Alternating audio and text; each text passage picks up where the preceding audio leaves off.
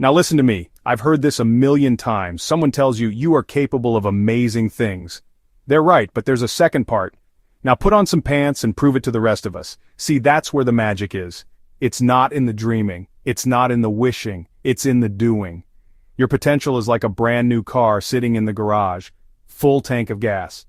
But if you never turn the key and put it in drive, it's just a pretty piece of metal taking up space. You gotta get up, get dressed, get moving. Potential doesn't pay the bills. It doesn't build a legacy. Let me tell you a little story.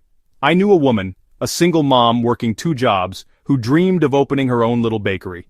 She didn't have the money. She didn't have the time. All she had was a worn-out recipe book from her grandmother and a whole lot of heart. Every night after her kids were asleep, she was exhausted. She could have just collapsed on the couch and nobody would have blamed her. But instead, she did one small thing. She baked 12 cookies. Just one.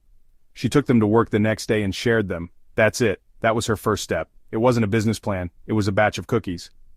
That one small act started a chain reaction. Her coworkers loved the cookies. They started asking if they could buy them. Soon, she was taking orders. Who are you waiting on to give you permission? Are you waiting for your boss to notice you? Are you waiting for your family to finally believe in you? Are you waiting for some expert to tell you that your idea is good enough? Let me be clear. You do not need anyone's approval to chase your own greatness.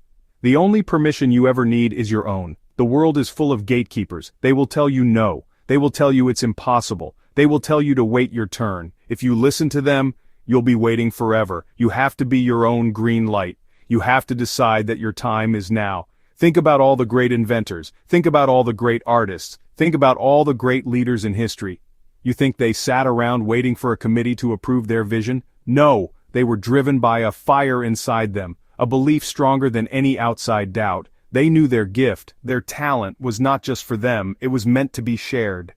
Alright, enough talk, it's time for action. I'm not gonna let you finish reading this and then go right back to scrolling on your phone or making excuses. We're going to do something today, right now. I have a challenge for you. Pick one thing, just one, you've been putting off because it feels too hard, too scary, or too big. I don't care what it is.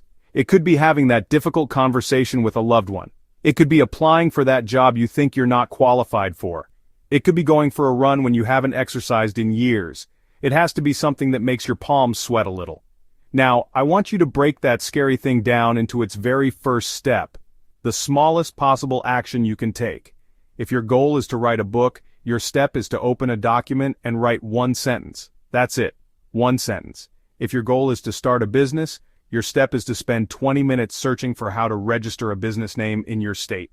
If your goal is to get healthy, your step is to walk around the block 1 time. Not a full workout, just 1 lap.